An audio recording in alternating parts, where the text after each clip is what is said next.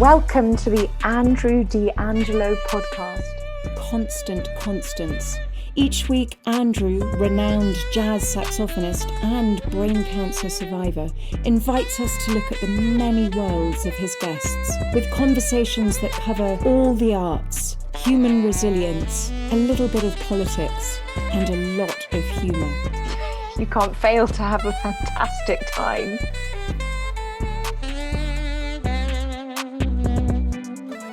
Hello, everyone. Welcome. We are here today with my, I think I'll call you my delicious friend, Joel Frahm, who I've known for many years. And I had my own intro, but I'm going to use this quote that I got off your website, I think. His bold and inventive tenor sound has won fans in the U.S. and across the world.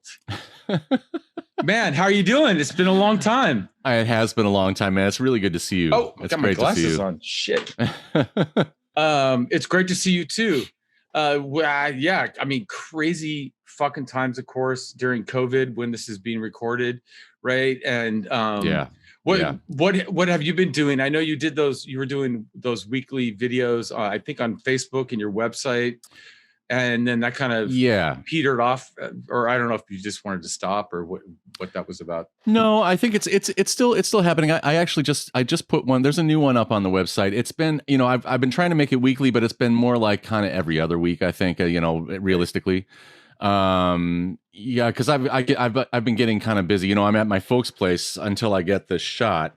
I actually moved out of New York City. I'm not in Brooklyn anymore. Oh, I didn't know that. Actually, I did not know that. Wow. Yeah, so I've been up at I actually was up at my folks' place for a lot of last summer. I was here in West Hartford, Connecticut, from I don't know. It was like 3 months in the last summer. Then I went back for the fall and did some work in New York, and then I moved out of my place in Brooklyn on actually New Year's Day, and came back up here, and I've just been kind of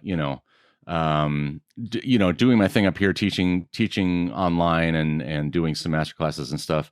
But so I've been busy mostly just doing online stuff like most of us, and doing these videos occasionally, and mainly just to advertise for students, basically, just to let students know that I'm out there available to teach.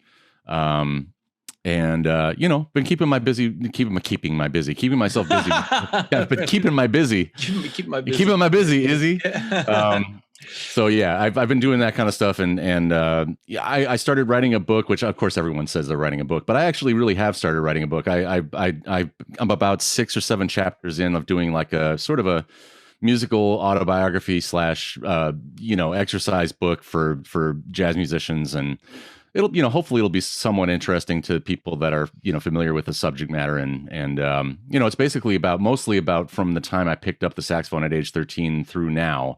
And right now I'm up to like mid 90s in the book. So, so that's kind of keeping me engaged too, Yeah, I was, just to not make it so serious, I was listening to one of your, I don't know what to call them. The videos you've been posting where you play solo, and sometimes you talk, sometimes you just play. And I don't always watch, right? Sometimes I'll just have it on and, give you support and give you a stream. And there was one of them, I was like, what is this all about? So I came over to look, and you said spontaneous improvisation. I was like, bull fucking shit. You sound like you were playing chord changes. I mean, because I was trying to figure out what tune you were playing, right? And I don't know. It's just one of those things about you and me that I've always been intrigued by, that I think that I can just play free and that you can't. But somehow, I know it's true, right? I mean, I went back before this interview and listened to that spontaneous improv. I'm like, come on. Right. And then I read a quote where you said you visualize, but not literally, when you're improvising, when you're playing. And I was curious. So, I mean, are you visualizing chord changes or chord, whether they're notated, or when you say you're visualizing, is that an honest recollection of that quote, or? Yeah, it is. I mean, I think that's, it's from some masterclass that I did. Basically, I mean, my rap on that, I think it really goes back to the first time that I started playing Charlie Parker solos was, I started playing those lines and I didn't really, at that time, like as a teenager, I didn't really know what they meant. Like I didn't know what they meant in terms of theory or analyzing them or anything. They were just like a visceral thing for me back then, which was kind of cool. Like that's how I learned at first, was just by playing these things on the horn, and I liked the way they felt under my fingers, and I liked the way they sounded. And so because I didn't know what they meant in a harmonic sense or anything like that at first, like my impression of them was kind of visual. Like if I close my eyes and play those lines, even now, and I just let the line be the line and not have it have other connotations, it does have a shape in my head. Like it has a certain visual, abstract visual counterpart. They're like if I play here, hold on. Like I've actually got my soprano here. What when you say you have a shape in your head, what shape are we talking about? Like give us it's like a visual shape. Like for instance, like if I play this line, like here's the typical, you could just the Charlie Parker line that you've heard a million billion times. So right. when I first heard that, like I see this kind of Z shape, like it's almost like a saxophone shape. You know what I mean? It's I see the contour of that line in my head, and I always did. I always had that sort of like. I mean, I don't know if I could paint it exactly. If I tried to like actually draw it or write it. I mean, I probably would get something down. I mean, like kind of cool illustrations for your book, maybe where you're talking about the Z. But have you ever seen those? Sacred geometry or illustrations of the sound wave? Even C.G. Kahn, who made the Kahn saxophones and Kahn instruments, would have depictions of the sound waves of what music looks like and not just sounds like. And I personally, that's not where I'm coming from. I maybe see more, I would call them archetypes, and I could definitely draw them down. Whether they would look good, I don't know. But that really intrigued me when you said you had a visual. So I was like, I have to ask Joel what that means. I'm just curious. Yeah, there's something. I think there is something spiritual about it. I mean, honestly, I'm not joking when I say it. It's not something that I've really necessarily developed that much, but I can tell you that when like some of my favorite melodies, like even just playing like a Duke Ellington melody or whoever, I mean a Jackie McLean or whatever song that I'm playing, they do have a shape connotation to me, a visual, not just a shape, not just a musical shape connotation, but they do have a visual shape connotation to me, and I like that because what it does for me. I think there's a benefit from it. I mean, what it does for me is it gets me out of the realm of just the simply aural, the in the ear, and it allows me to. Thank you for clarifying what oral means. But, right. Like, not to insult my audience here, but anyway, oral means ears. Everybody, right. Let's get our homophones straight. So let's keep our homophones straight there. Well, this could get deep in a minute. Right. So I think the fact that I actually do see these abstract things as they go by, as I'm playing, as I'm listening, it actually allows me to think of myself more. And this is going to sound so pretentious, but it does make me think of myself as sort of a sonic painter in that way. Like I really do. It allows me to use more space because I'm actually seeing kind of a bigger picture than just like saying, okay, here's this line that works in this situation. As I've gotten older, I've gotten better about that. It's not just about like, okay, here's a bunch of stuff that I'm going to barf out because I know it. I can actually, having that visual aspect allows me to use a little bit more space in what I do. I want to ask a follow-up question to that, or if you want to get less serious, I have a kind of a funny question to ask you. Sure. Should I pursue or go for the fun? Yeah, go for it, man. Ask me anything. I'm down. All right. So there was this, I posted on, social media and asked people if they had any questions for you, which is very successful, by the way. We could probably go on for hours with the questions that I got for you. But one of the posts or comments, somebody said, and I'm not going to quote them because I'm not going to tell you who they are because it's not that important. Yeah. They go, I never knew you and Joel played or toured together. I was like, Yeah, we kind of did. But we're like the unknown band, man. We're like we were the first band, and we never get talked about. Like, I could get myself into real trouble right now. But like, you know, it is kind of funny. Okay, I'll say it. This is kind of funny. This is kind of funny to me. So I saw he's gonna kill me. I saw an interview that Matt Wilson did for like with a Canadian. I forget. It's like Four on the Floor, I think is the blog or the podcast that he did. And it was really great. I mean, it was like a great interview, but it was funny because like there were questions like tell us about your history as a band leader. We didn't even come up once. You know, like, are you serious? No, I'm serious. Oh, yeah. Matt. And by the way, everybody, if I haven't mentioned on the podcast, Matt Wilson is a drummer, friend of ours who Joel and I played in as, I guess, sideman for I don't know how many years.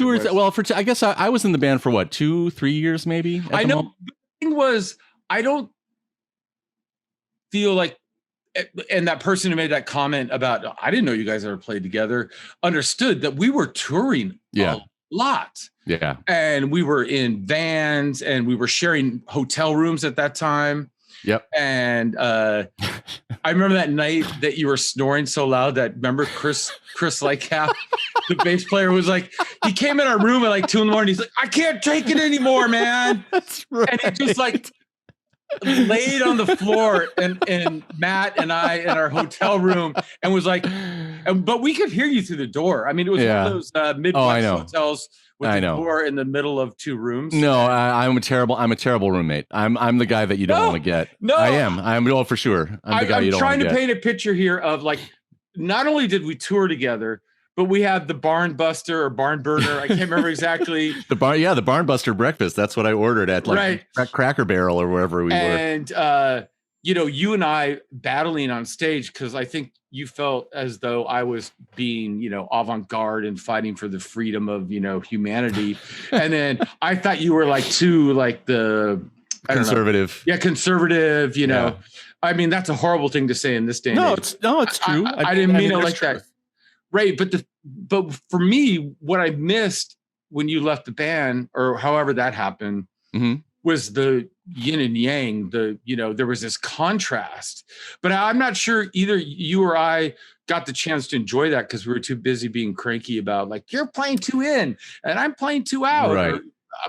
Maybe I'm making that up. I don't know. No, you're not making it up. But I think there's even a deeper aspect to it. I mean, you know, I think that we were certainly, you know, we are strange bedfellows. I mean, which also, I mean, there was a real strength to that. I mean, what I loved about it was the fact that, you know, when you and I played together, man, we were such great foils for one another. Like, I mean, it was just like, that's what made that really, really special to me. It was like Superman and Kryptonite or something. Well, exactly. I mean, it just, it was that opposite thing that makes really good art. I think that, you know, where you have two kind of separate, you know, forces in one space that makes something really compelling, you know? And I always felt that way. I always felt like the way you permeated my playing and the way, you know, hopefully I was able to augment whatever you were doing. I felt like there was a real rub there that was interesting, I think. You know what I mean? And also we had some kind of weird ESP too. Like there were times where, you know what I mean? Yes, everybody. I swear to God, there was telepathy going on. Sorry, I didn't mean to interrupt. But no, you're right. I mean, there were times like I remember this is a great moment. So you guys played at Litchfield. I'll never forget this. And I think it was like even the new Quartet. I think already maybe Led was there already, and we're talking about Jeff Lederer. Yeah. And I don't know if I sat in with you guys for a song, or maybe I was you know, I might have been subbing on that gig. I think you were subbing. There's a video that is going around of that show, and you were subbing for Jeff Lederer, or as we call him, Led, right? The other tenor player. And you haven't seen that video? No, I never saw it. I never saw the video. But I remember this moment because this is to the point. So you were talking about our sort of like interaction, our chemistry. So we had a moment on that, and it was like one of the first times we had a solo together, blew together on that gig. And in the first like 5 seconds, we did something, and it was like just meshed like this. And you were like, it was like, yeah. And you looked at me like you had that Andrew look, like, can you believe this shit? You're just like, I can't. I mean, you're just like threw up your hands, like, yep, there it is. You know, I remember that so clearly. You're just like, I can't believe it. It's been like 5 years, and here we are, and that's what happens. You know. I'll send you that video, and I also put a link to it in the comments, because there's a moment where at Litchfield Jazz Festival. Where is Litchfield, by the way? Vermont? Where is it? Connecticut. Okay, well, don't get mad at me. I don't remember where Litchfield is, but sorry, I didn't look it up. Too much coffee. I didn't look it up. And so we're playing Schoolboy Thug, right? Matt Wilson's song Schoolboy Thug, and I'm doing that thing where I run around and I'm throwing beer on my face and shit, and you're like playing the blues and you get your eyes shut. And you sound amazing, but the audience is going, yeah. And you're like, yeah, man, I'm fucking playing the blues. It totally had nothing to do with Andrew's like, wow, and I remember you and I bonding about that after the show, like, because you were like, yeah, I had my eyes closed. And I thought the audience was, they were cheering for everything. Like, this is a brilliant, Matt had his wig on, right? And Lighty was just like, what time is the fucking gig over? Right. Anyway, I'm just kidding, Chris, like Cap. But it's such a great moment, and it lives in my heart. Somebody sent it to me recently, like right before I reached out to you to do the show. And I watched it maybe 3 times, maybe 4 times, because I was like, oh my God, we were insane. And again, great foils. You're playing the blues. Matt's like playing a rock beat.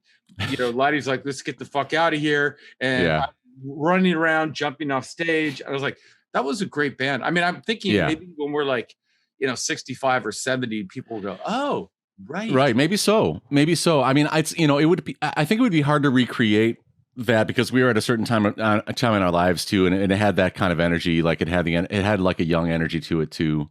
And actually you started to bring this. It's interesting, because like I was thinking about this. As this was coming up today, I was thinking about my memories of what happened in that band, musically and personally. And it was a big lesson for me, because personally it was a big lesson, because first of all, I had never played that way. I had never played in a band that accepted that much space and accepted so much of anything. You know what I mean? It's like, a band that's like, oh, you want to do that? Cool. We're cool with it. No problem. Okay. So much space means so much freedom or something. So much freedom in a way, but not just freedom in a cheap sense. Like really we've got your back. Like whatever you try is accepted. That was uncomfortable for me for the first, little while. Like I was a bebop guy. I was like, I was coming out of Bird and Coltrane and Sonny Rollins. Like, it was cool. But the one thing I will say is when I first met Matt, like I met Matt at a jam session in Midtown, and you're going to love this. And I was, it was like Michael's Pub or something like that. And it was, I think Scott Newman was playing, and like a bunch of different guys. And Tony Shear was there playing bass. And I remember Tony Shear was on stage, and I got called up to play a tune, and Matt Wilson got called up to play a tune. And this was either when he was still living in Boston or maybe just after he moved to New York.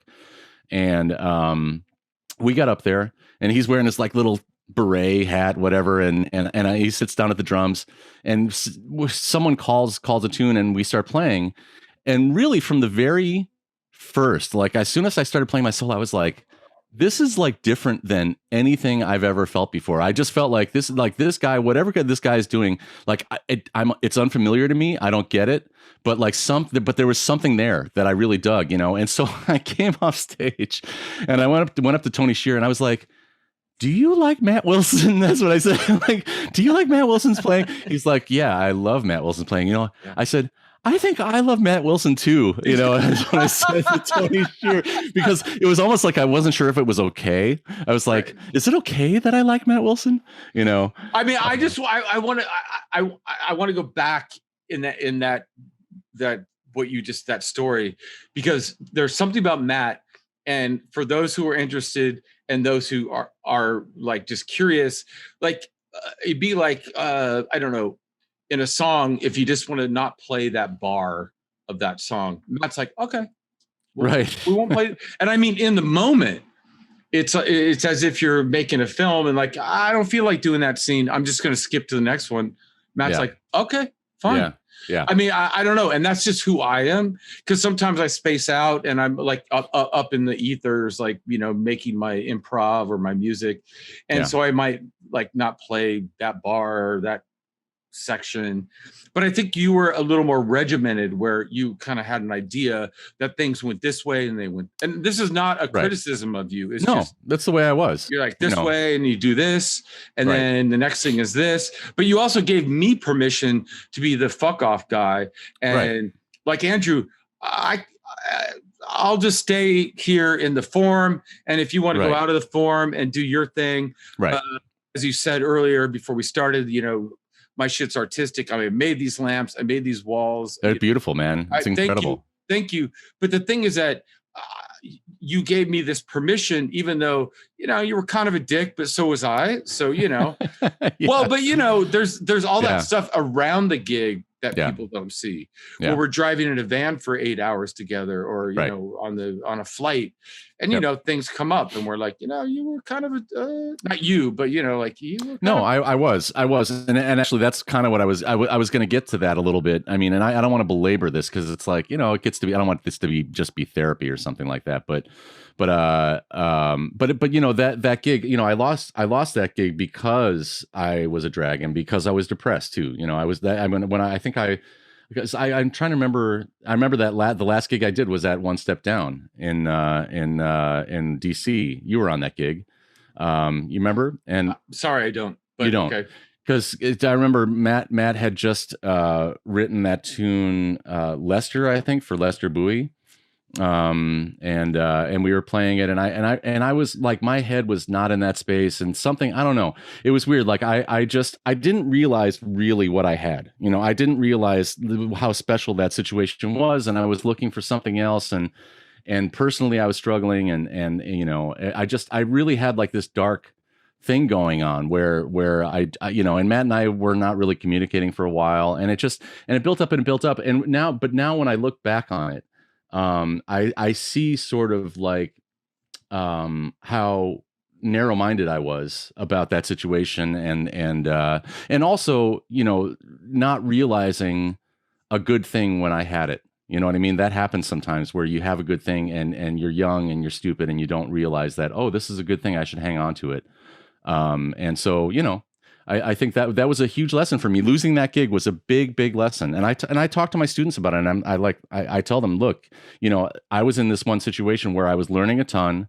I had you know, was working all the time with these great musicians, getting to tour, getting to see the world, with guys who are the best at what they do.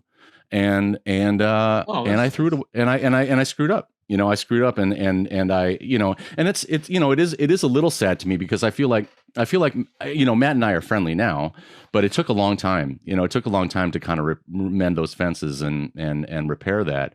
And I'm not exactly sure why I'm even getting into this right now. But well, you are, because you're like the 20th person on the show to say, I feel like I'm in therapy here. Right. So it's funny that's how it's coming across, because I just like talking about how loud you snored and how we were sharing hotel rooms. Right. And, you know, like sitting in the van for 8 hours and how, excuse me, how that dynamic helped create the show for that night.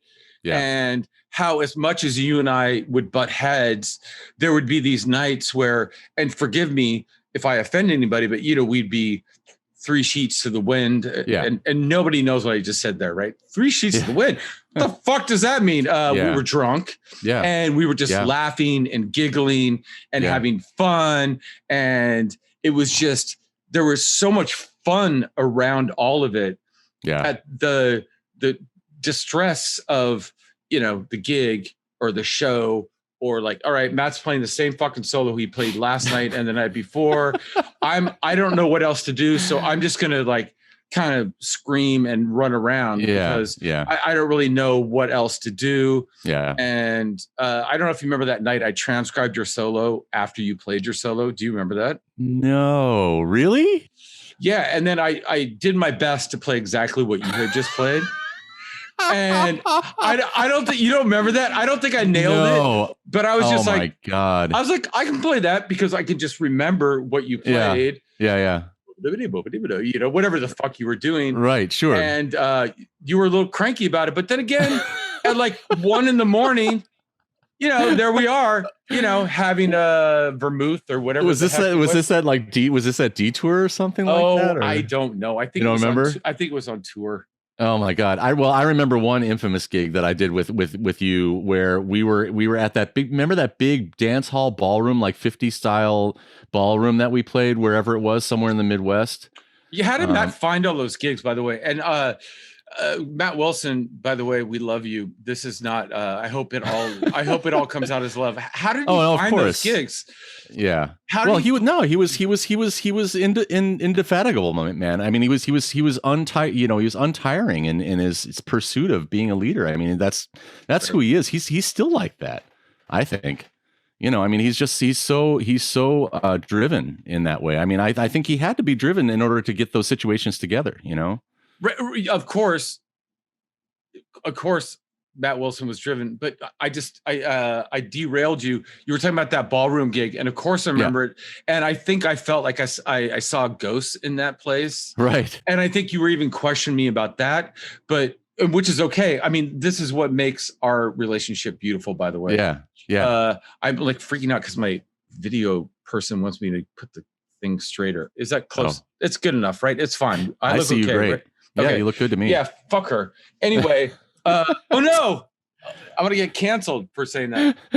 But what about playing in that room? What were you gonna say? No, what I was gonna say, what was weird is I remember that gig because I had gotten into scotch. You know, I was into drinking scotch at the time. Yeah, that was not vermouth. It was scotch. Yeah, it was scotch. So you know, and it was a really bad idea for me because. And you were kind of like that guy with the bottle of scotch, like, hey man, you know, like. Hey, you want some of this? And we're like, no, we're cool. It was. I was definitely lushing out that night, and so I had because there was a liquor store next door, and I bought a There was a liquor store 2 doors down. There was 1958. I remember, like, what the fuck? No, it's true. It's true because I bought a bottle of Glenmorangie. You know, I remember that, and I brought it. You know, in. I drank way too much of it, and by the second set, I was just like, oh my God, like I felt like I could barely play, you know, but you know, growing pains, I guess. But yeah, it was that was a weird. I mean, that was a strange gig. But I have great memories. I mean, I have great memories of playing at the, city of Iowa. You know, playing. Was it the Sanctuary? Is that the name of the place?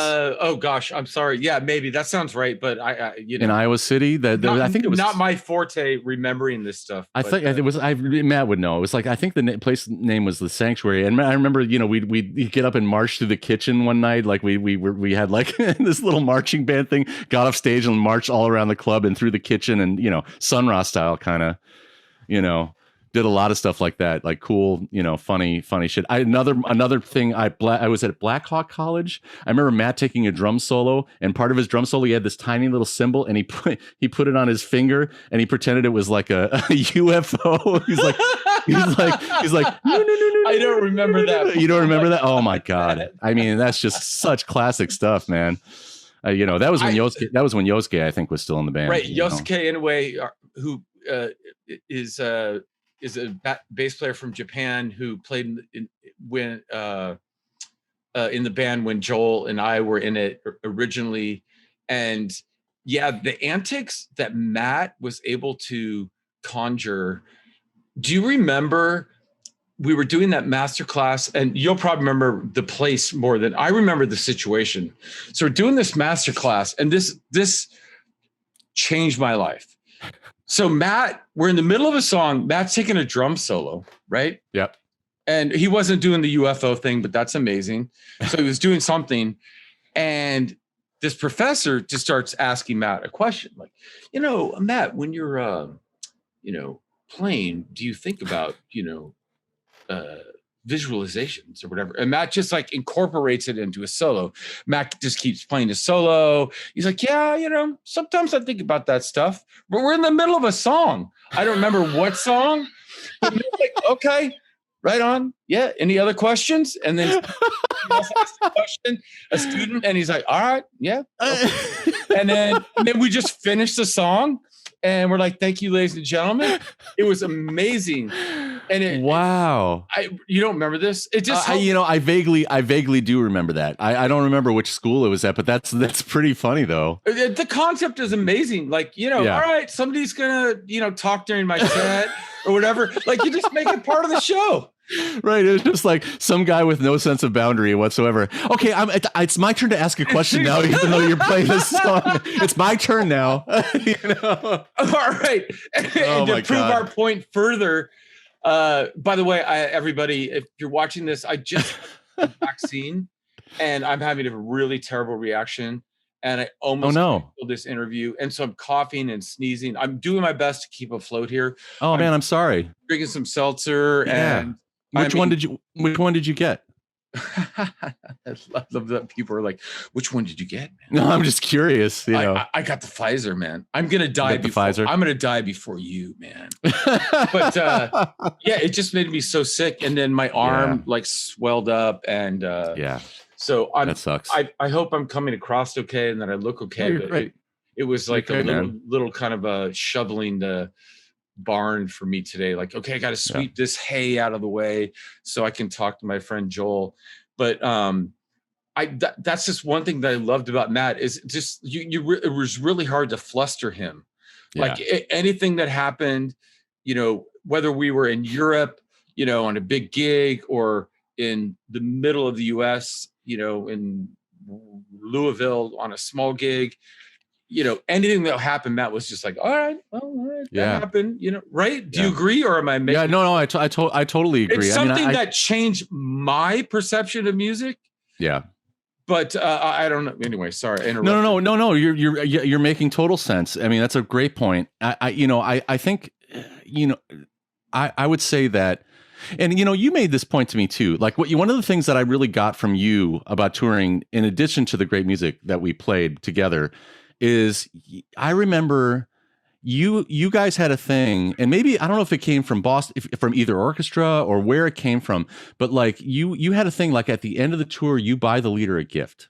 Right. Remember that? Yep. Like it was just like, it was like a thing. And I had never even considered that. I was like, wow, you buy the leader a gift. And also like, I remember you coming, before one of our Rising Star tours in Germany, where we had the Sprinter van and all of that stuff. Yeah. Remember?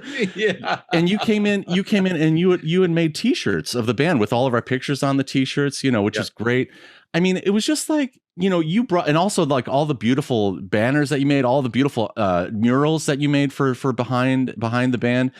I mean, dude, you brought a lot to that gig. I mean, you brought a lot, not just your playing, but you brought the spirit that you brought with all of your artistry, like the visual, the obviously the antic stuff. But I mean, that's, even the antic stuff, I mean, that's fun, but there was a depth there to what you did. Like almost like you almost like had this, framework is the wrong thing, but you almost set the scene in a certain way for that gig visually too. I mean, that band wouldn't have been that band without those things going on at the same time. And so, I guess I'm getting to my point. So basically, I remember you saying, "Oh yeah, we buy a gift for the leader at the end of the tour just to say thank you." And I'm like, "Wow, that's cool." And so we used to do that. We'd look for a thing, a cool thing on the road to give Matt.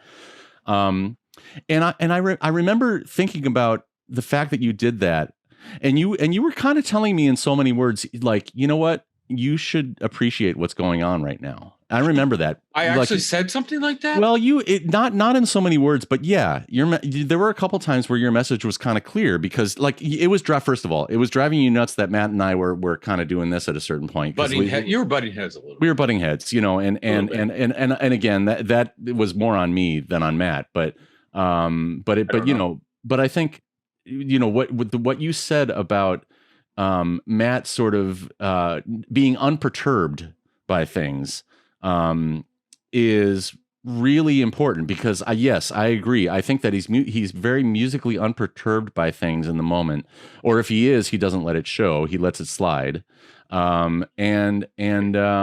He's always been about that. Even in his master classes, he talks about, I'm the allower. He has a superhero that he calls the allower. I'm a allower, man. I allow things to happen. The allower, very nice. That's very Matt. And for me, I call myself the connector. I'm like an antenna on a radio. Like I don't do anything but just transmit the signal. All right. Now I'm over explaining. An antenna is maybe there are some. It's like the Wi-Fi. It brings the internet into your house. So how would you describe yourself? Like if you had a Well, I think there are two words. I maybe the observer. Interesting. Yeah, the observer comes to mind, or possibly the commentator. You're the in sports. You're that guy, that person. They used to call the color commentator. I think they changed that, right? At some point, like like they say the color man or whatever. Right. And right. So let's call him whatever, the person who's commenting on the commenting. Right. And so I'm actually happy that you said that, because I saw this masterclass that you did in Durham, North Carolina. Do you know this masterclass? Mm-hmm. It's on YouTube.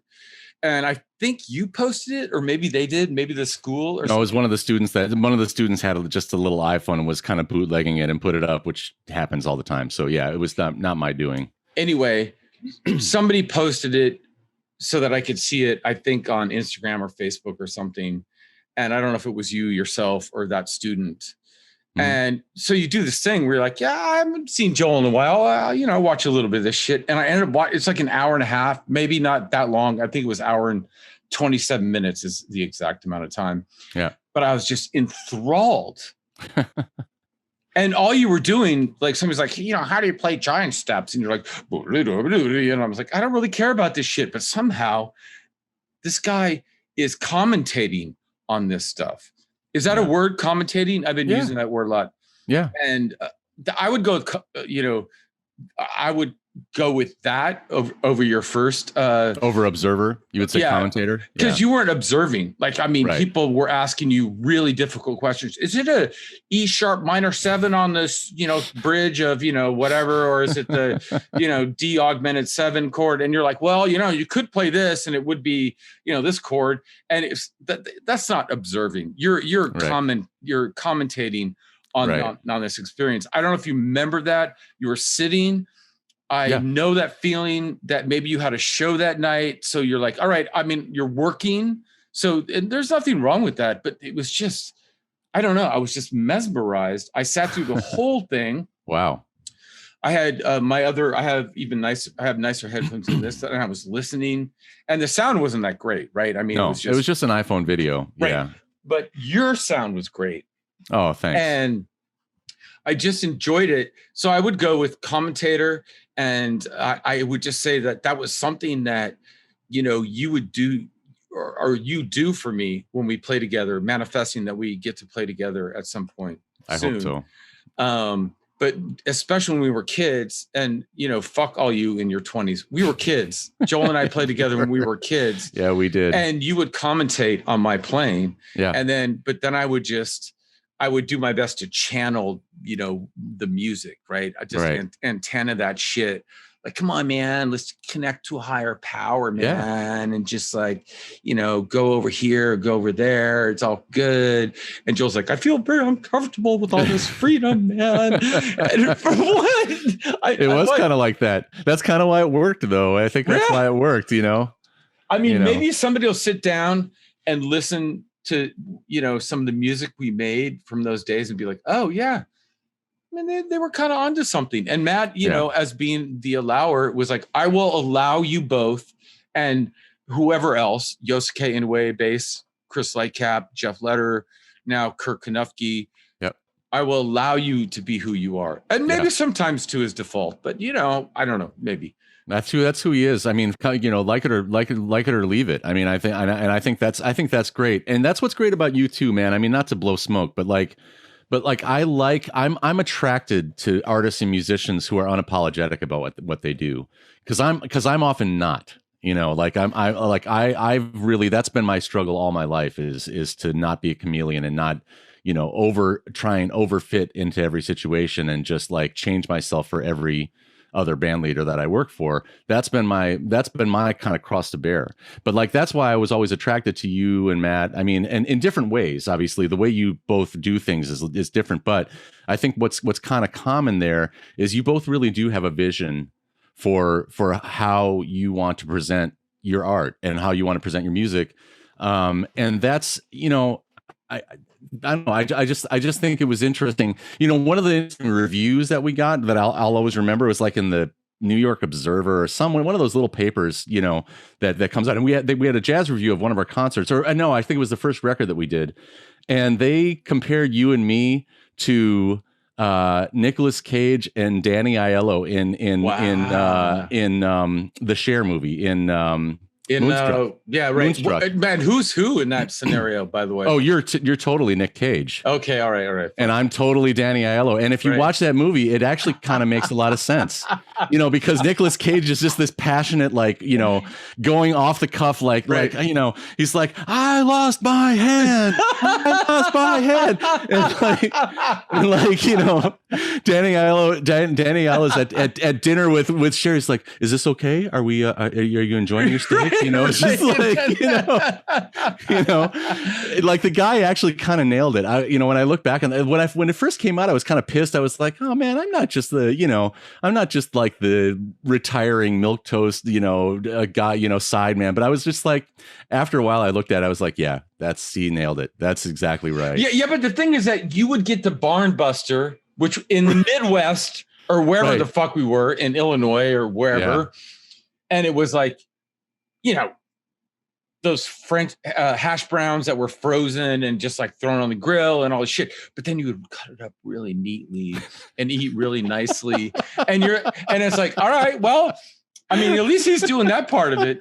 Right. And I'm having my salad. I'm probably shoving my vegan salad in my face. Like, right. I'd rather be eating French fries and shit, but I'm not because, I'm vegan, Yeah. But you would, you're like, as we joke all the time, and as we said earlier, we're just two very different people. Yeah. But the thing is that with Danny Aiello and Nick Cage, that's why it works, because they're just two very different people. Yeah, very different people. If you sail a boat and everybody's having the same job, who's gonna what do you call that when you make the boom or the mast go to the other side? Yeah, I mean, I don't know. Yeah, somebody's got to make the sailboat come about.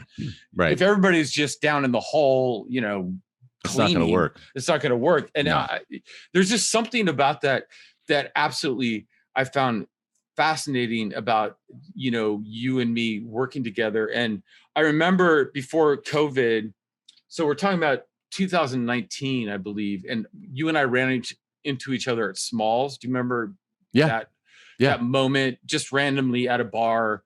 I don't think you had a show that night. I didn't have a show, but we just sat and we talked like we were old friends, which we are. But it's just any kind of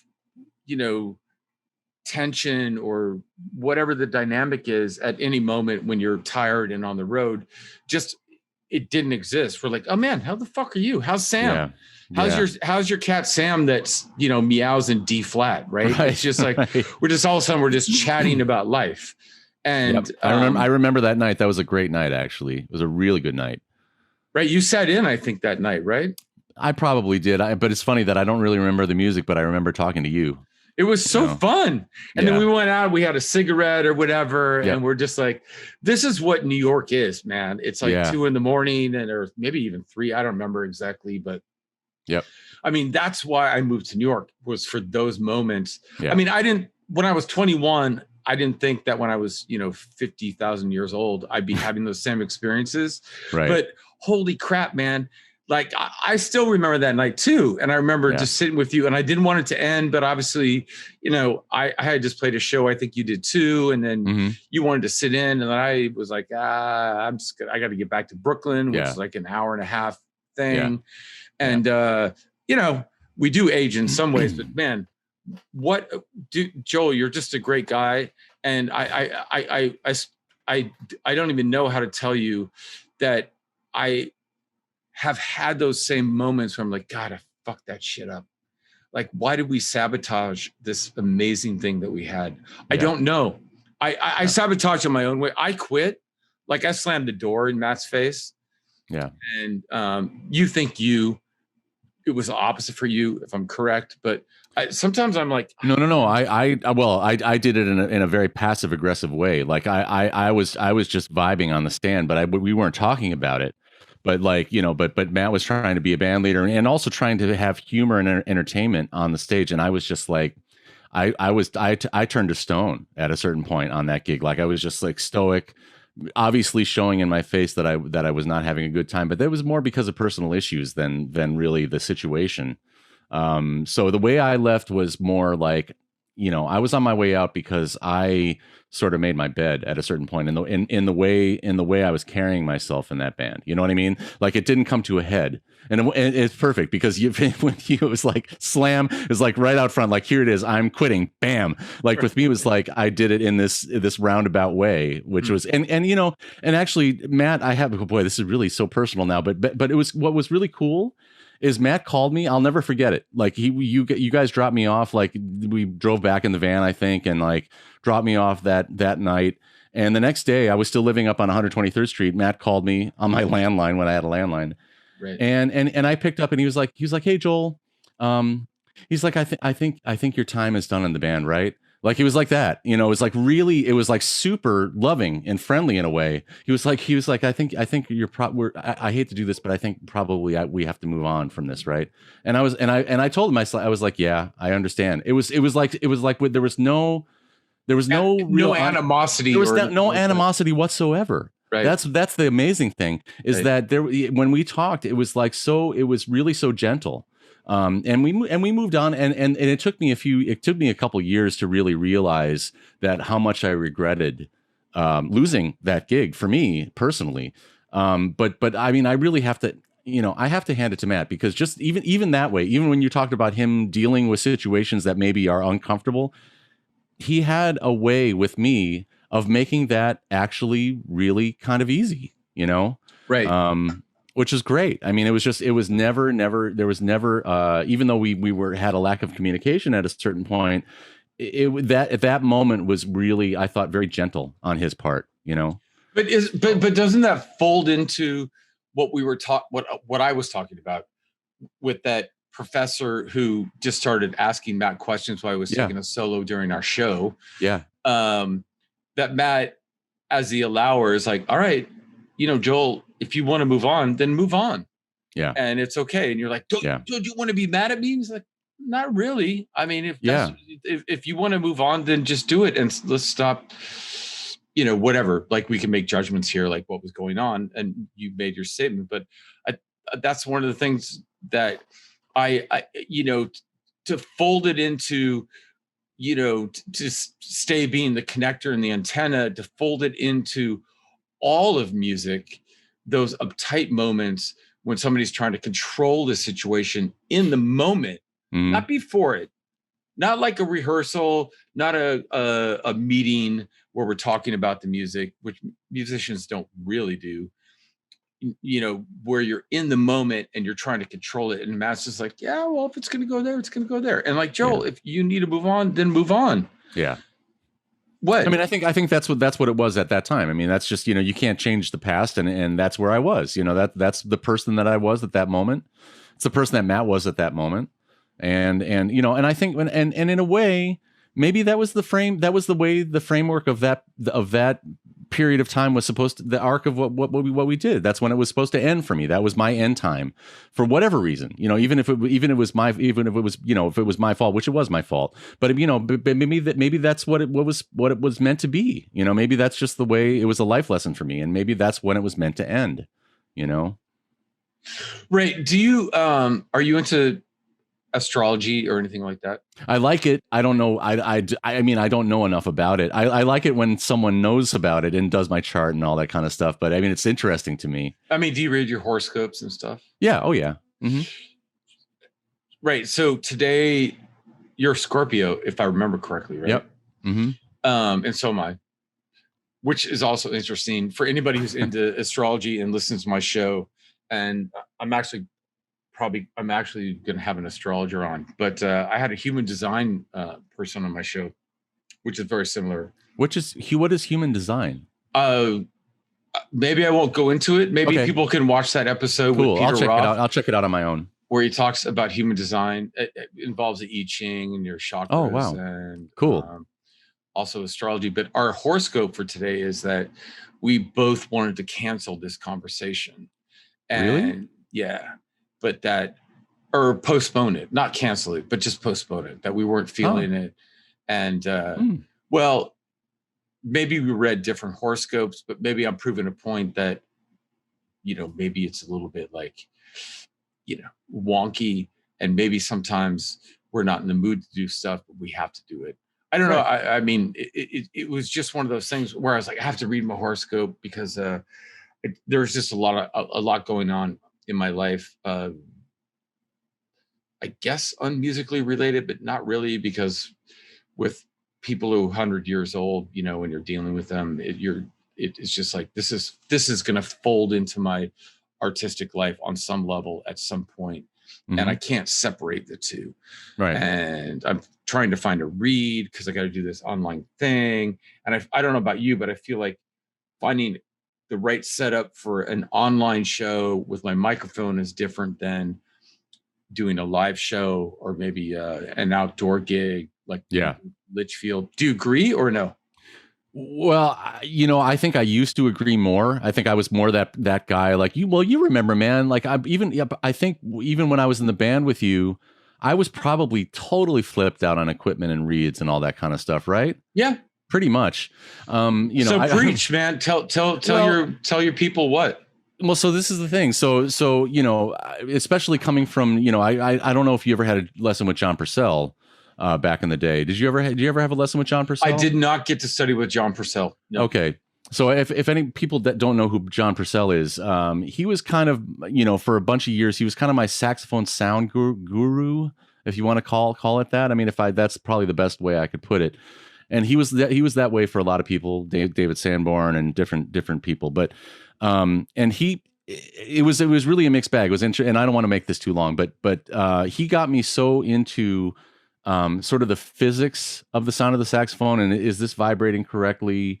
Is your neck strap resonant? Have you shaved your reeds the right way? Right, and your lyre screw. He was really into the lyre screw. Yeah, there was a lot, and all of those things do add up, of course. I mean, all of those things have an effect on the sound.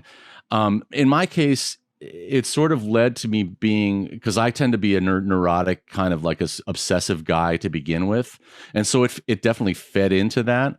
And it made me paralyzed for a little while. Like it made me so worried about equipment and, is this the correct vibration of the universe that I'm playing at, and all this kind of crap, and if the right, the quote unquote right sound, whatever that means to anybody, it's no right sound, isn't coming out of my horn, I'm going to be depressed and upset.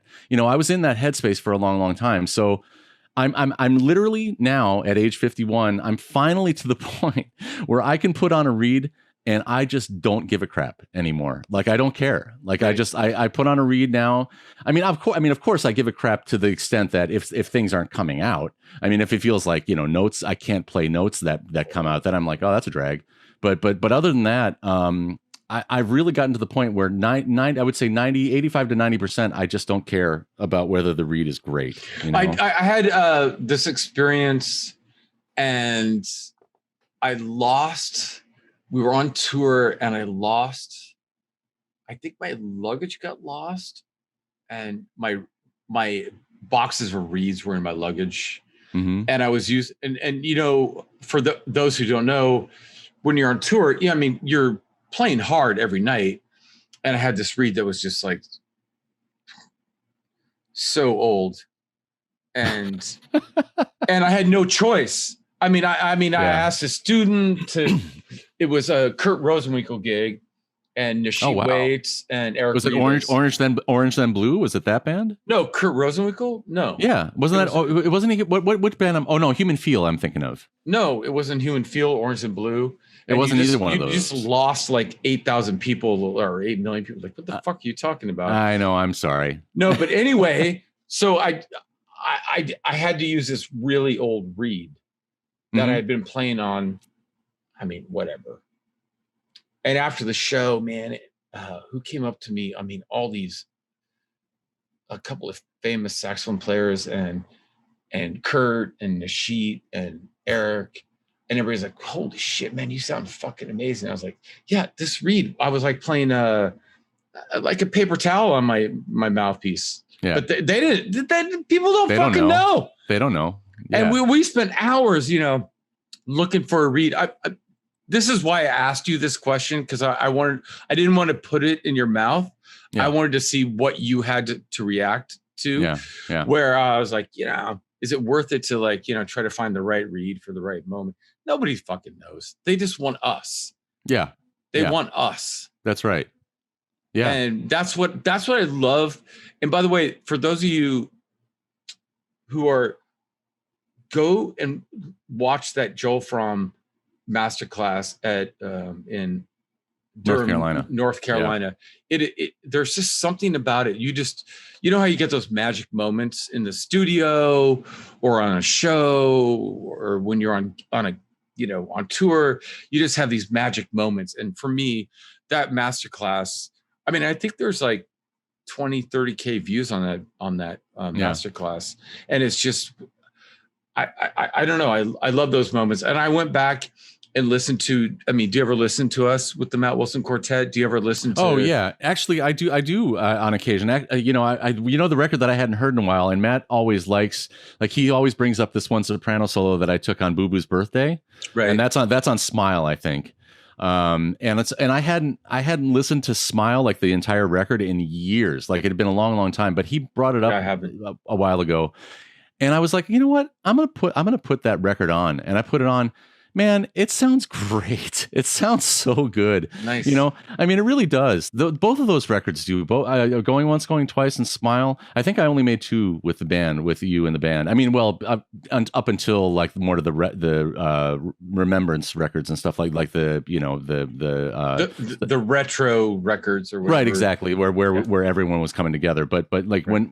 when the band had its moment, I think we just made those 2 records. And when I go back and listen to those CDs, man, it kind of blows me away. I'm like, man, that was a really, really, first of all, it was a great moment in time. Second of all, it was really good musically. And all of it, to get back to some of the funny experiences, we got to talk a little bit about Lee Konitz being in the studio with us, because can we talk a little bit about that? Yeah. So let's just introduce Lee Konitz for those of you who know, legendary saxophonist. Look, Joel, there's part of me, I started this show and I talk about this a lot, and we can edit this out, of course, but it is that I don't want to alienate. I mean, who's listening to Lee Konitz at this point, right? And I'm not trying to be mean. Yeah. I'm just saying, I don't want to be tossing these names around I'm not trying to name drop. No. It's not just you. All right, everybody gets defensive. That's not what I'm saying. Yeah. Okay. I am just saying, I'm over here in my old guy hipster thing. I'd like to be smoking a cigarette right now and stuff.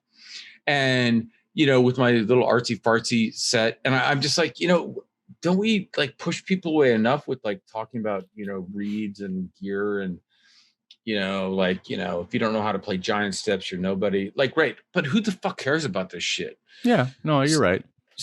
I'm not saying I'm right. I'm just saying that maybe it's worth it after 50 episodes where everybody's like, all right, yeah, let's kind of channel some people in here. So somebody's mom could watch this, or somebody's kid could watch this and be like, all right, this is cool. These people are cool. So what's cool is that Lee Konitz, who even at that time, he was in his 70s, right? He's a 70-year-old jazz saxophonist who's been on tour for, I think he said 53 years, 55 years at that time. Something like that, yeah. And so that's cool.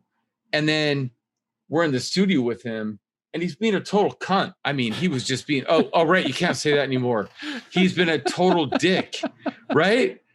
And we're like kids. Like, we just want to be like, da-da-da-da, here's Johnny. And he's like, fuck you, kids. You don't know how to play. Anyway, so tell your story about Lee Konitz. Well, I just love that. I love those couple stories. First of all, just like, well, the first part was, Michael McDonald was engineering Going Once, Going Twice. And it was like maybe the first or the second session that they had done at Maggie's Farm, I think. Like after it'd been done, it was like a very early session for them. And Matt Ballesteros, Big Daddy, was behind was there too, be producing, but it was Michael McDonald who was doing the engineering at the time. And so we were like halfway through the record or so, if I remember correctly, and Lee comes in to the studio kind of in mid flow, and comes in. And so they say, Michael sets up his mic and goes into the control room, and he's like, okay, like over the PA, he's like, okay, Lee, blow a few notes for me. And Lee puts on his headphones and he blows a couple notes, and then he puts his headphones down on the music stand. Distorted. That's the first. And so Michael McDonald, and I remember because I was in the control room with Michael McDonald. So I'm like, Michael McDonald's like, okay, Lee, hold on, let me work on it. So he's working on it, trying to figure something out. He's like, okay, Lee, give that a shot again. So Lee plays a couple notes. He takes his headphones on. Distorted. And so on the third time that Lee did it, I'll never forget, Michael just turns off the PA. He's like, I can't do this. I can't do that. I can't work with this guy. It was so great. And Matt, Matt, of course, in classic Mac fashion, and Matt just chilled the whole thing out. He's like, hey, Lee, let's just play a track of like, you can just not wear your headphones. So just play a track and just play it in. And I was like so beautiful. Like Matt just came in with his like soothing, Right. Oh, it was great. It was so good. Distorted. And then the other thing I remember is he was like, Lee was like, or Matt said, hey, Lee, what do you want to do? And Lee was like, well, why don't we do something where everyone plays a blues in a different key at the same time? And you were like, oh, I don't play the blues. Did I actually say that? You said that. And Lee was like, put up his hands. He was like, you don't play the blues. What are you talking about? You don't play the blues. Oh no, I've been exposed. Oh man, but it's so funny now. I mean, those stories, I treasure those stories. I love those stories. Or here's my last one, because I gotta tell it, Lee. So I was I love this one too. So I was in Roberto's saxophone shop. This is many years later. It's like 10 years or 15 years later. And I was when it was still on 46th Street, not 48th Street. Or vice versa, whatever it was. Anyway, I'm up in the place getting my horn repaired, and Lee Konitz walks up the stairs, and I'm like, "Hey, Lee!" And he sort of remembered me. He was like, he looked at me, he was like, "Oh yeah, you're Joel. You're right. We played with Matt Wilson." And so we're talking, just shooting the breeze. And I was really, really heavy at that point. I had gained like a ton of weight, and like I was really heavy. And so Lee takes a look at me. He's like, "Joel, you've gained a lot of weight, man." And I'm like, I was like, yeah, you're right. I'm trying to, I'm a little unhealthy right now. I'm trying to lose the weight. And he leans into me and he says, I've got the secret to weight loss. And I was like, oh yeah, Lee, what's that? He's like, don't eat so fucking much. So Lee is the observer. Is the observer. Yeah. Like, that's observation. Yeah. And you're the commentator. I'm the antenna. Matt Wilson's the allower, right? Yeah. And Lee, that's the observer. That's the observer. And then also, distortion. Like the studio sucks, and you don't know what you're doing, right? Oh man. And like eat less. Oh my God, that's like too classic. But then to tie, me, I gotta always tie things with a bow. Yeah. So but then at the end, do the form. I'll be doing the form. Everyone come here. I'll be over here, just like fucking off. Like here comes the coda. Hold on, let me grab a beer. Like what Joel? Yeah. The fucking form. Yeah, go ahead. But the thing is like.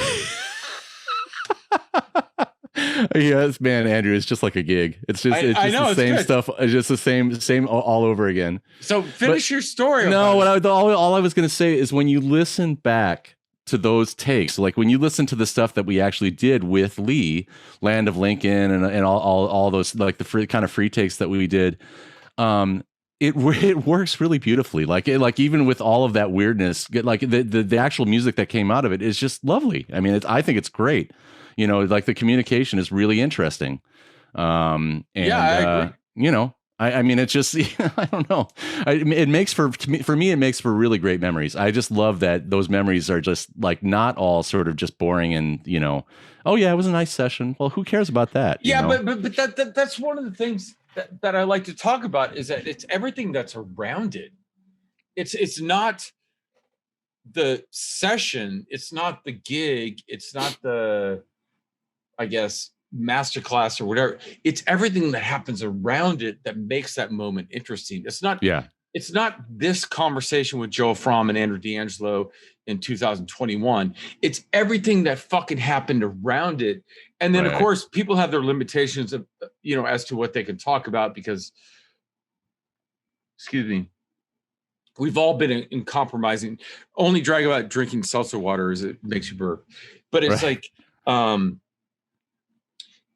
and so, you know, there's not even part of me, there's all of me that I think that sometimes we judge people about that moment instead of understanding that, you know, Joel and I have a history. We used to go to, you know, a jazz club in New York called Smalls, and we would misbehave and Joel would play really well in that context. I mean, you would play giant steps or we'd play impressions or we'd play some jazz standard and I would fuck off and I would get thrown out because I was being a dick. Right? Do you remember me getting thrown out? I remember. And you know that the owner of that jazz club, Spike Wilner, came up to me 2019 and said, I think you have a misunderstanding of my place. I want you to play here. And so he gave me a gig. Oh, wow. And no, it was a really kind of cool bonding moment. I went down there. That's great. And I was hanging out and I was like, you want me to do a gig here? He's like, yeah. Because I don't think you understand. And I think you have a negative.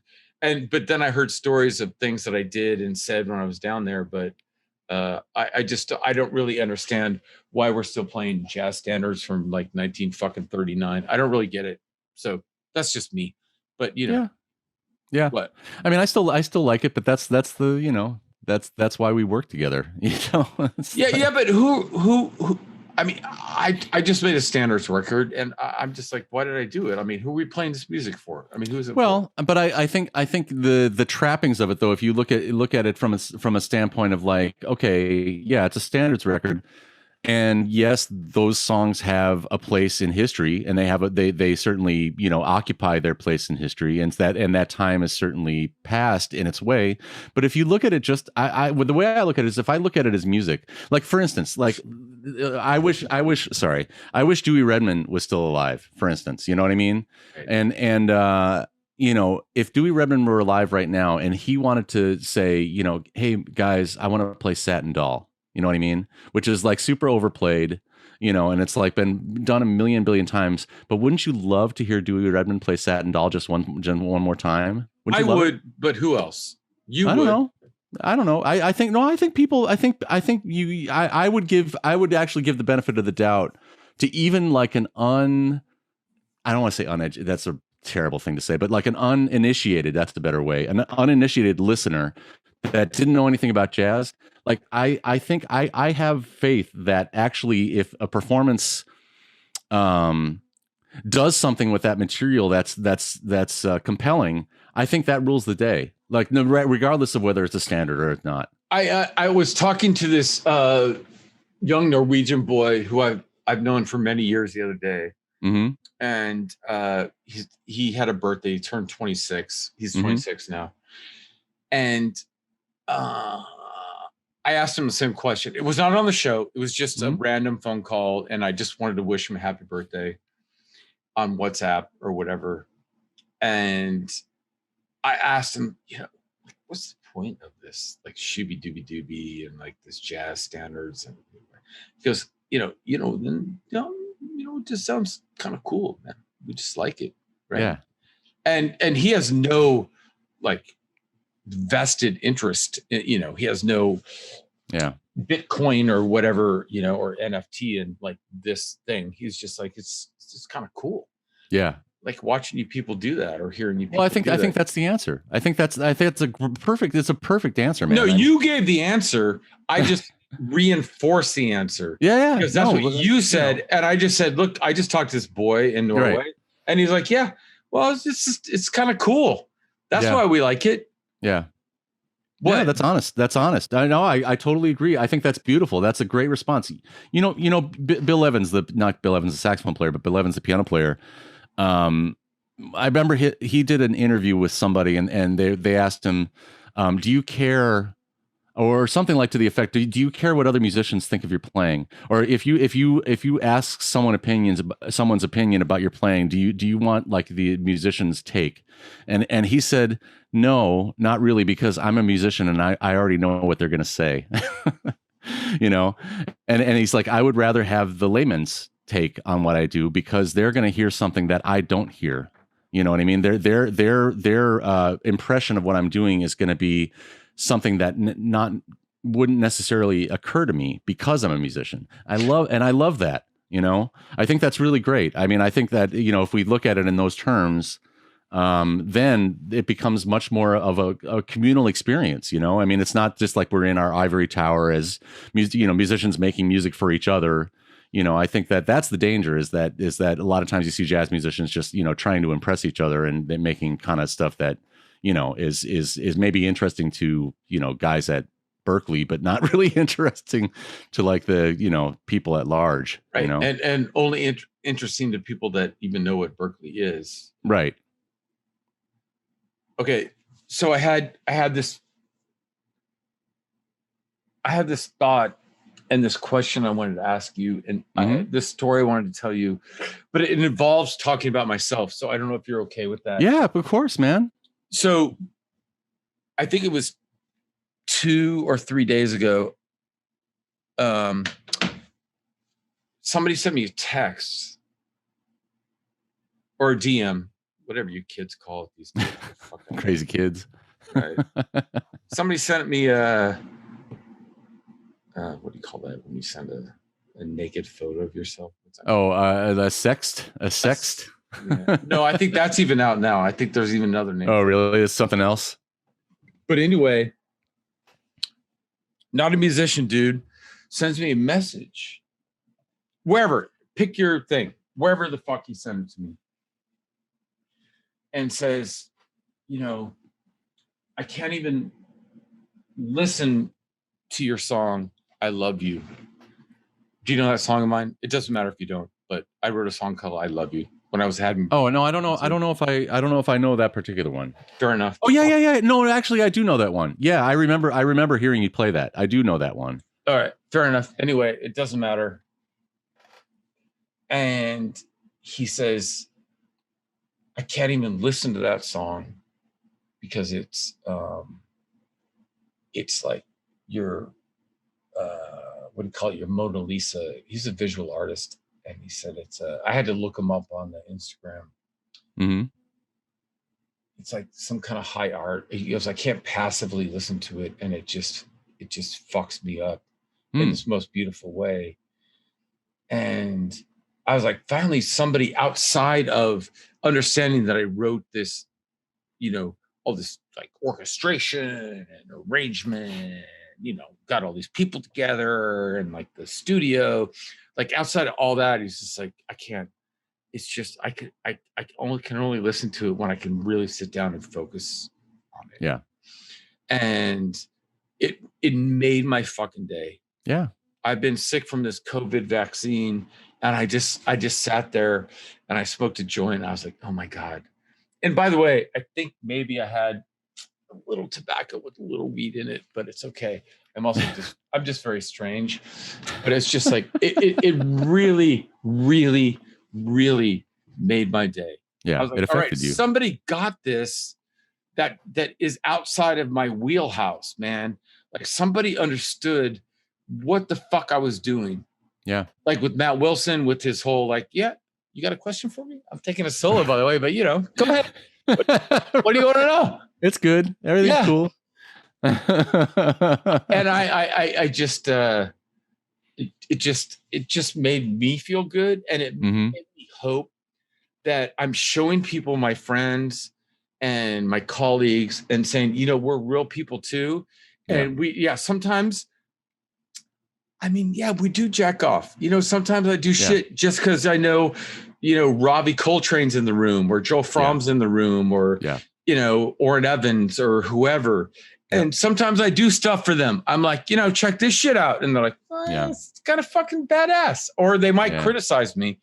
But then at the same time, sometimes I want to just, I don't know, serve like chocolate cake or, vanilla cake or whatever the fuck it is. I'm going to get in trouble. No, I understand what you're saying. And I mean, I'm kind of the same. Like I've had guys, you remember when Chris Potter used to come down and see the quartet, and he didn't really know whether to make heads or tails of Matt Wilson's quartet, right. And I had lived with him like fairly recently before we had started playing together. And, and Chris was one of those guys, like was such an incredible virtuoso that it messed with me. Like he would walk in the room and it would just totally change the way I played, because I would have this emotional response like, oh, I got to play. I got to be impressive because Chris is here. It's just like, that's, I mean, I think we're all human musicians go through that. I think if you're, people that you sort of can do something that you can't do, or, especially at a certain point when you're chasing after something like I was when I was a kid, it's a little daunting. You want to be impressive to those people, but the ironic thing is that it generally becomes less impressive if you're trying to be impressive. Right. The paradox is like, no, it's not impressive at all. Yeah, right. And also the funny thing is you said human musicians, and I'm thinking of what other musicians are there? Bovine musicians. Cows, whales. Well, whales are kind of musicians, actually, whale songs. I mean, if we're going to make this educational, man, it's understandable that the harder you try, the less interesting it is. I think that's what you're saying, Joel. I'll do my thing where I'll connect what you're saying to more than just the fucking 20 people in the room. Right. I want to connect it to the 2 million people who might. You're the antenna, man. You're the antenna. It goes both ways. You're the broadcaster, and I'm actually the old school antenna that was like 2, right? I'm not even like Wi-Fi or like Bluetooth. You're on the roof, man. You're on the roof. All right. I want to see you in like a superhero pose, like looking miles into the distance, and just be like, okay. So no. Listen. I was on the street the other day, and this dad, I don't know, I didn't talk to them, was walking with his son, and they had the matching jackets on, right? And they were those like turquoise and with red sleeves. They were killing. I said, nice jackets, and the kid goes. And I was like, all right, I'm not really sure what you mean by that, but we all had masks on and stuff, so you can't really see that I was smiling like, jackets. And the kid just goes, and he's like 8 or 10. Like, I'm like, what is even that? Yeah. What is an 8 or 10-year-old saluting? Like, I mean, I can imagine like it's 1933 and it's World War, whatever year the war was. Right. I get that. But like, we're in a pandemic. They're walking down with masks. I think the kid even had 2 masks on. I don't even know if it was a boy or a girl. And I was just like, nice jackets. And they're like, no, just the kid. Yes, sir. Yeah. Right on. Like, all right. Well, there's that. Oh, that's funny. So let's do this, Joel. I want to conclude, but I want to ask you if you would just give me a minute to take a space and come back, reintroduce you, and do a proper out. Sure. Is that okay with you? Yeah. All right, brother. We'll be right back with Mr. Joe Frahm in a few minutes. Joel.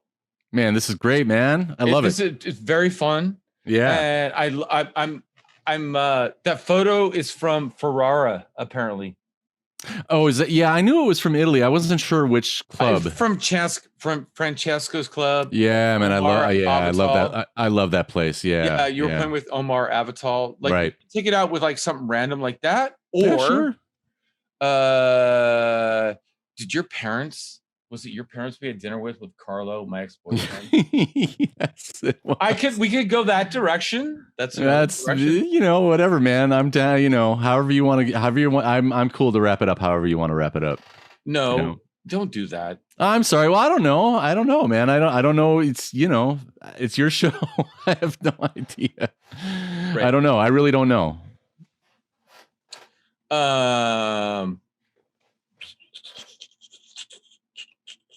You could hit both if you want, I could hit both? Yeah, you could do, if you want to talk. Yeah. Well, you never know which way it might go. Yeah, right. You can hit both, man. Yeah, you could hit both. Is this a gay porn? Or I don't know. You could hit both. Don't worry, none of this is going on. No, I know. Using bloopers, I guess. I don't know, but it's all on me. But is there anything I usually ask people if there's anything that I didn't like touch on that I feel like this has been amazing. Oh, it's been great, man. It's like been great. Way like not as I had a script kind of, but this is like fucking amazing. What? It's been amazing. No, I'm agreeing with you. I think it's been awesome, and I think our our chemistry is very. It's what's interesting to me is that our chemistry is very similar, personally, to what it always has been. Yeah. Don't you think? Yeah, totally. I think that's interesting. I think it's interesting to see how we still interact. It's cool. It's cool. Because we have a certain thing together. I can't wait for people to see it and like just like mind meld with like, oh yeah, Andrew and Joel. Yeah. And seriously, when it becomes possible, and I know that we always say this, but like it would be nice to play with you in whatever way, man. And just however it happens, big or small, it would be nice to do something, just even if it's just duo, whatever, you think? I mean, I'm honored. No, I mean, man, I'm into it. I would like that. I mean, I think it's been a long time, and I think it would be really interesting to get, to play some music, whether it's just completely free or whether we have a couple tunes or whatever, would be cool. I mean, what I'm looking forward to is when we actually can have a space, like just have a concert for what, like, I don't know, 25, 30 people maybe, and just get together with whoever, Matt or Lighty or anybody, I think that would be cool. I agree. I'm just like tripping on that you like even want to do that. I would love to.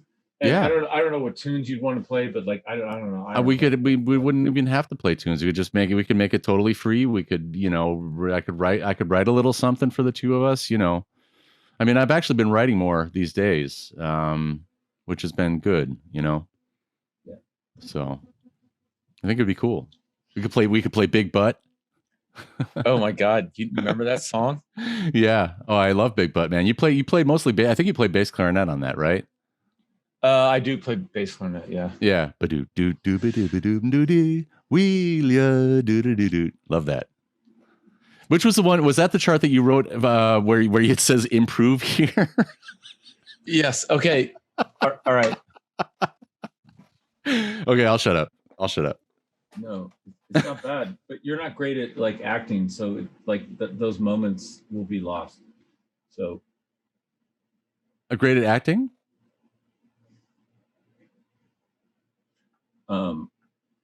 Just wish I was on camera with you for that. That was really good stuff. Oh, okay. But and you didn't say anything disparaging. No. How about some fan questions? Oh, sure. How about we end it like kind of seriously, and if we get like, you know, sidetracked into something more like, you know, okay, funny, then cool. Sure. I'm terrible at ending my shows, by the way, just to give you a heads up. No, that's all right. I'm terrible at ending my solos. Or my compositions. Really? Yeah, terrible. It's the hardest part. Yeah. Finales are not bad for me. I like finales.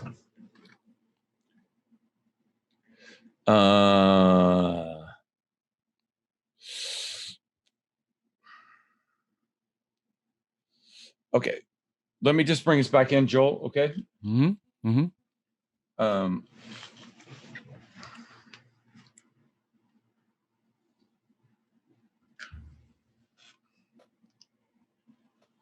Welcome back, everyone. We are here with Joel Frahm, and my camera has moved, so I'm going to pull it down a little bit.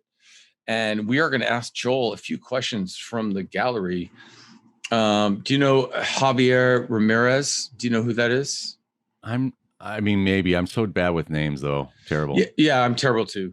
I specifically would like to know what his process was when it came to learning how to improvise. What were the very first few things that he practiced that developed his ear and ability to think the way he does?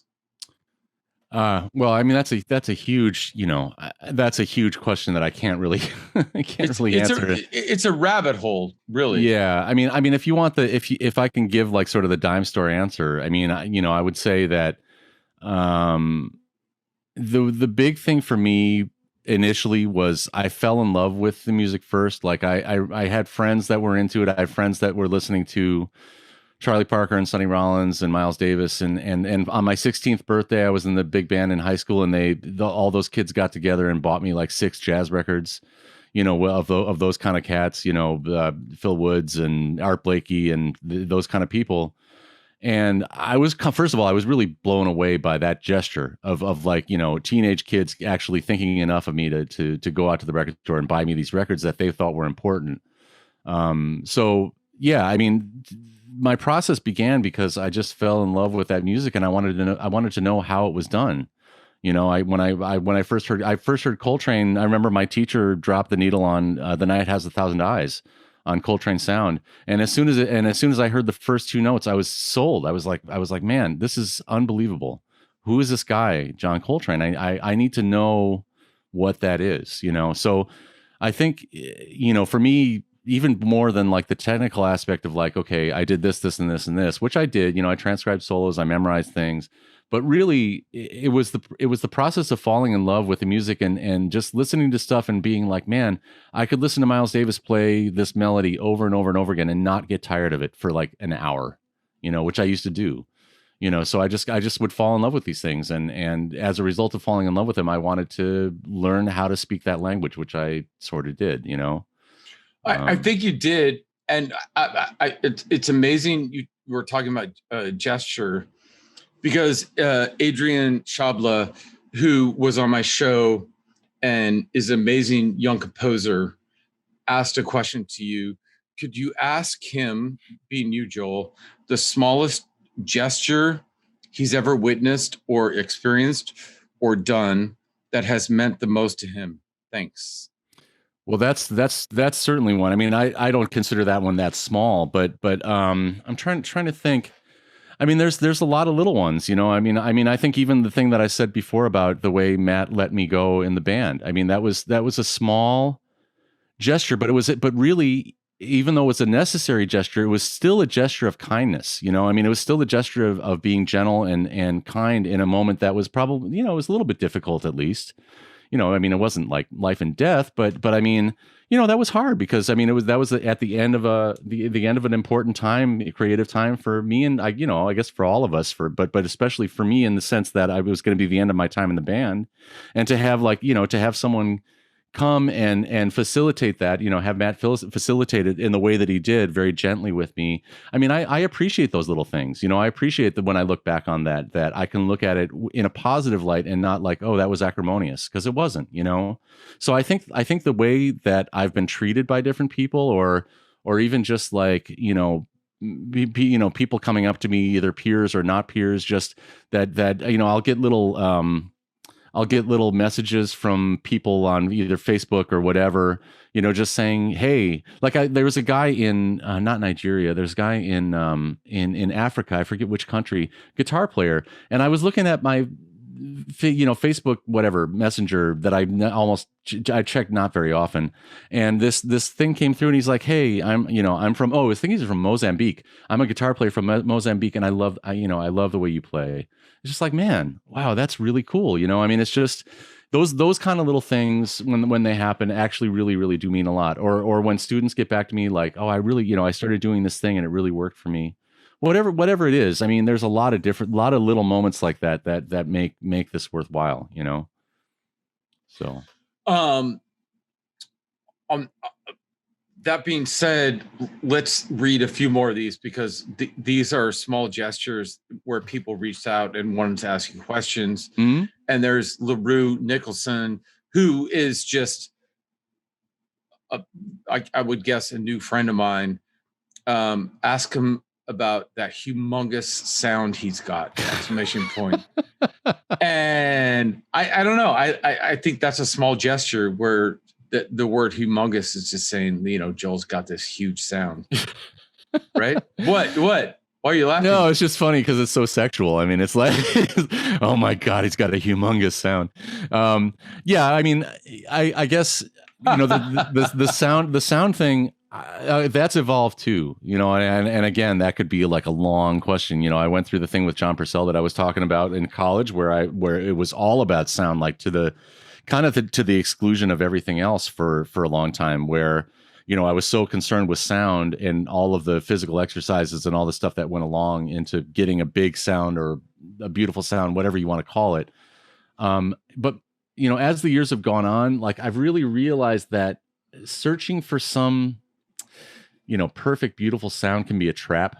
And I've always admired, like that's one of the reasons why I like you, Andrew, a lot is that when I hear your sound, I mean, not that you haven't, strive to have a really beautiful sound, and you do have a beautiful sound, but your sound is, I said, not that you haven't strived, this is striven, not that you haven't tried to get a beautiful sound, because you do have a beautiful sound, but your sound is also encompasses like not just like the pretty side of things. Like you also have the beauty of like, letting people see seeing kind of through the chinks in the armor. You know what I mean? Seeing through the shadow. I right. let people see their shadow, and I don't mind doing that. Well, I think it's cool. I mean, I've always admired people like you do that. I would say like Wayne Shorter does that. Dewey did that. There are certain players that really, their sound is permeable and human, and they don't smooth off the rough edges. They let you see the rough edges, and there's something really compelling about that. And that's something that I've always struggled with, is that aspect of it, about letting people see your inaccuracies or your So I'm inaccurate, and I'm not beautiful. I knew you were going to say that. I knew you were going to take anything else. Going to take it there.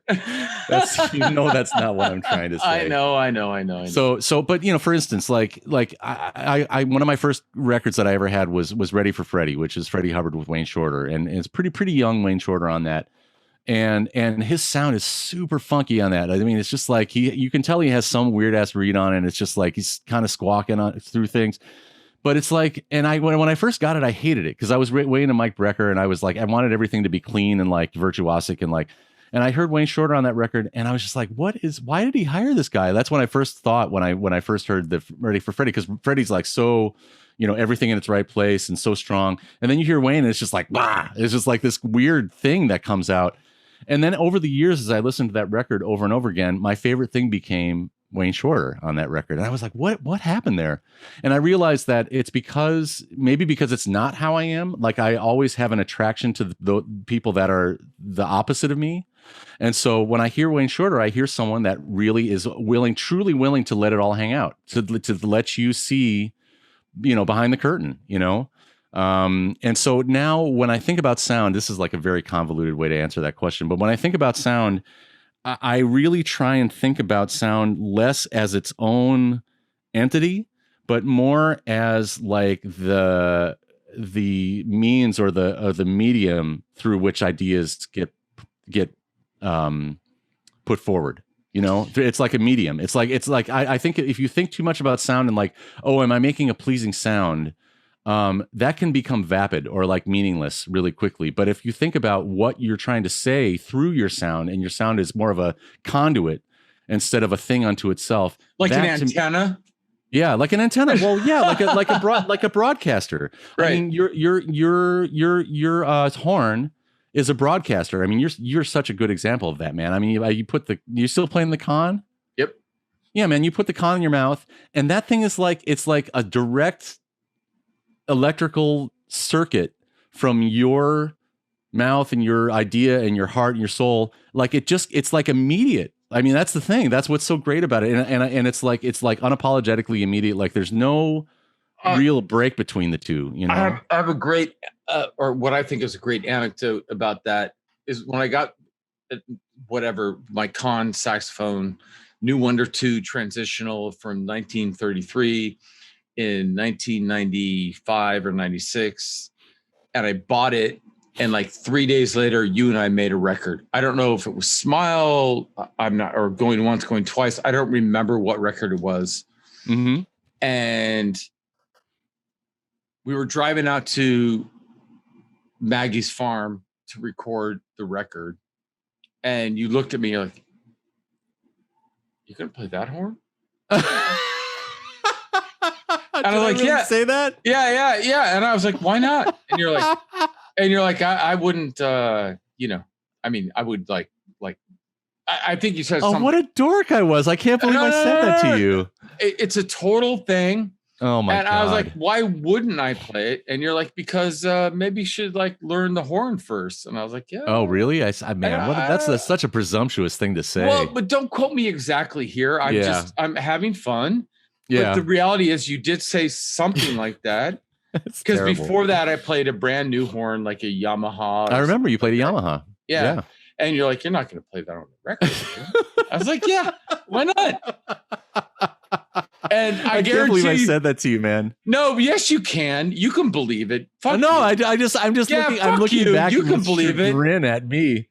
No, I believe it. I believe it, but I'm just like, man, that was a dick thing for me to say to you. No, I don't see it as a dick thing. You don't see it that way? No, I see it as like, yeah, that was Joel. He's like, you're not going to play that on the record, are you?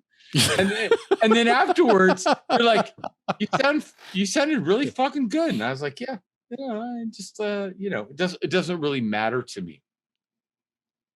And so Joel, it's not a diss on you. I think everybody, your internet. No, I think it's hilarious. I think it's funny. I think it's just funny that I said that. I mean, it's just like, I'm sure, you know, I don't really remember it, but it makes sense though. You might be able to picture it from the painting that you've like created here, that, you know, at that time in your life, you're just like, is that what you wanted to do? No, I had hangups, man. Is that what you wanted to do? I was like, yeah. I was probably super passive. I was like, okay, yeah, that's what you want to do. That's cool. Hey, man, it's not my funeral. You know? Yeah. Okay, great. Yeah, it's not my problem. More for me. More for me. And you got it. Yeah, right. And I'm like, I think I can get this note. Hold on, everybody. Hold on. Let me get this note out. Da, da, da, da, da. I mean, it played Matt's. Oh my God, we're like going on Matt here. Oh my God, Jesus Christ! So it's so good. It's so good. You don't remember that? I mean, now that you bring it, I mean, there's a kernel back there that remembers a little bit of that. Yeah, I mean, now that you're talking about it, I sort of have like in my mind's eye that did happen. I mean, I don't think you were vibing me. It's just how I think it was an honest reaction. Yeah. Yeah, you're like, play like a horn you have never played on a record. I'm like, yeah, why not? And you're like, you can't do that. But man, isn't that a great elucidation of us, like in a nutshell? Totally. That's like so perfect, man. You're like, yeah. So yeah, of course I'm gonna do that. That's what I do. You know, I'd be like, really? You really should think that's a good idea? You know? Oh, And it's I so was like, good, man. what's a good idea? That's so good. What's a good idea? It's like whatever is a good idea. Yeah. Right. All right. Doesn't So matter. let's end this, Joel Frahm. And thank you for being with us. I really appreciate your time, man. Thank you so much for being here. I love you. My pleasure. I miss you. And thanks for asking me. You're welcome. Miss you too. And I'm going to conclude with this comment because I think it'll fold in. This is from Mark Micklethwaite. I don't know how to say it. Mark Micklethwaite. He's a great drummer from Canada. Okay. Yep. All right. Hey, Mark, how do you become such an incredible musician and still remain so humble? He's a fucking dick. Oh, wow. How. He embodies this more than anyone I've ever met. Yeah. Well, you don't know him that well, by the way. Yeah. Can I say? Oh, I gotta say one thing about this. This is really good. This is really good. So we were just talking about Omer Avital, who is a great bass player. I played in his band for a long time. Right. And this would come up on the road where I'd go to a jam session and I'd be like, and I'd say to Omer, I think I want to play in a jam session. And Omer was like, would look at me. I know what that means, you know. Right. And he's and like they were like, oh yeah, but Joel's such a nice guy. And Omer's like, you don't know Joel. He's not nice. He's not nice. He's out for blood. You don't understand. You know, it's kind of true. He's gonna cut you on stage. He's gonna cut you on stage, and then he's gonna be like, "Wow, great playing. That was really nice." Yeah, it's kind of true. All right, so Mark, you know, Joel is one of the most beautiful people, and it took us 25 years or whatever it's been, 30 years to, you know, come here. But it's just like Joel's music is amazing. Thank you, brother. Thank you, if there's anything you want to say, you know, to everybody or whatever, to the world at the end here, like feel free. If not, then we'll just we'll call it a day, man.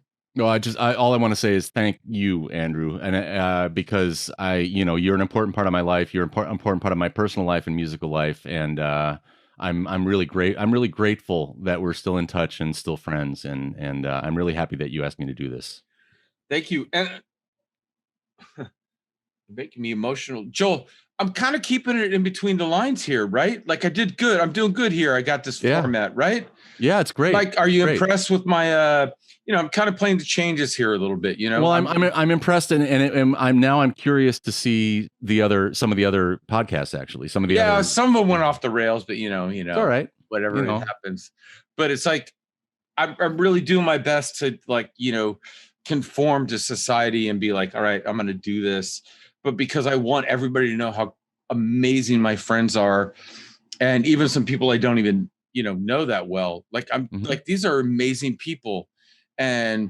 But this is not easy for me. Like, 4:00, we got to sign on and, we're going to talk about this shit. And I'm Googling my friends, which, I mean, you never Googled me, you know what I mean? And that's not bad. I just mean, like, when are you like Googling your friends? Like, okay, let me like see what they got going on here. And, and like read their website. Right. We don't do that shit. Right.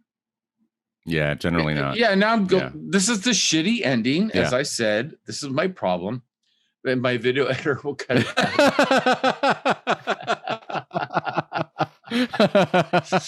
Like when I'm fucking a boy and they're like, is that it? And I was like, yeah, man, that's it. I don't know. But anyway. Is that all there is, my friend? Yeah, I need to take a nap. And but anyway. All right, we have so much more to talk about. Maybe you come back on at some point. I'd love to. We can just chat some more. All right, brother, I love you, and have a great night. Okay, and now here's the awkward Zoom sign off. This is always the best part. Good night. Thanks. All right, brother. Thank you for listening to this episode of Constant Constance. Tune in every week for new conversations. And if you want even more, check out Andrew's Patreon for more exclusive content and additional conversations. Hosted and produced by Andrew D'Angelo. Edited and mixed by Lucy Little. Original music by Andrew D'Angelo and Maximilian Moore D'Angelo. Intro is Henrietta Weeks. Thanks so much. See you next time. You Sounded fucking beautiful. yeah, you fucking rocked it. Like You she killed doesn't it. she doesn't know she says podcast, right? Like she doesn't even know.